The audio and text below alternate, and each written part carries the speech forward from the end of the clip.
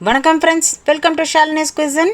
நம்ம சேனலை நீங்கள் ஃபஸ்ட் டைம் பார்க்குறவங்களா இருந்தால் சப்ஸ்கிரைப் பண்ணிக்கோங்க. பக்கத்தில் இருக்க பெல் பட்டனையும் கிளிக் பண்ணிக்கோங்க. அப்போ தான் நான் போடுற எல்லா வீடியோஸுமே உங்களுக்கு அப்டேட்டாக வரும்.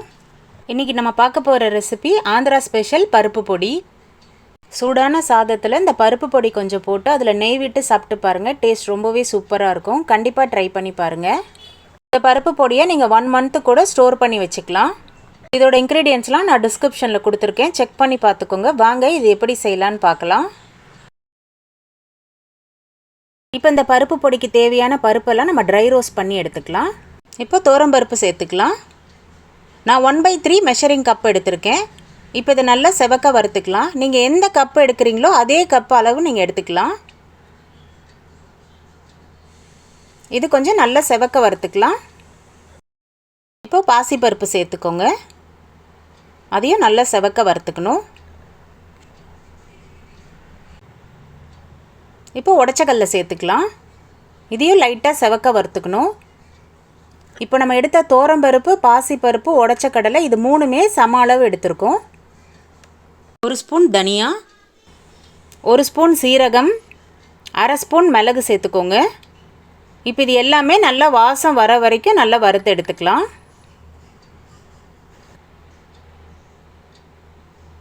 1/2 ஸ்பூன் பெருங்காயத்தூள் சேர்த்துக்கலாம். அதையும் லைட்டாக வறுத்துக்கலாம். இப்போ இந்த பொடிக்கு தேவையான கல்லுப்பு சேர்த்துக்கோங்க. கல்லுப்பையும் லைட்டாக இந்த மாதிரி வறுத்து எடுத்துக்கலாம். அப்போ தான் உப்பில் இருக்க ஈரத்தன்மை இருக்காது. கொஞ்சமாக கருவேப்பிலை சேர்த்துக்கலாம். அதையும் லைட்டாக வறுத்துக்கோங்க.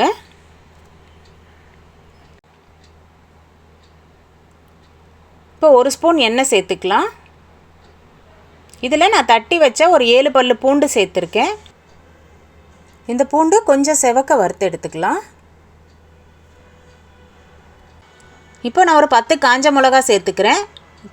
கலருக்காக 3 காஷ்மீரி மிளகா சேர்த்துருக்கேன். இப்போ இந்த மிளகாயோட கலர் மாறாமல் கொஞ்சம் செவக்க வறுத்து எடுத்துக்கலாம். இப்போ நம்ம வறுத்ததெல்லாம் நல்லா ஆற வச்சு எடுத்துகிட்டு வந்துடலாம். இப்போ இது நல்லா ஆறிடுச்சு. இப்போ இது எல்லாமே மிக்ஸி ஜாரில் சேர்த்துக்கோங்க. நீங்கள் காரம் கொஞ்சம் கம்மியாக சாப்பிட்றவங்களா இருந்தால் காஞ்ச மிளகாயோட அளவை கொஞ்சம் கம்மி பண்ணிக்கோங்க. இல்லை நீங்கள் நல்லா காரம் சாப்பிடுவீங்கன்னா இதே அளவு போட்டுக்கலாம்.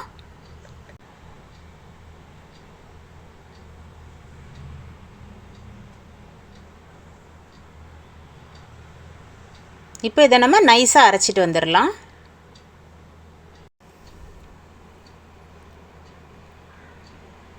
இந்த மாதிரி பக்குவத்தில் அரைச்சிக்கலாம்.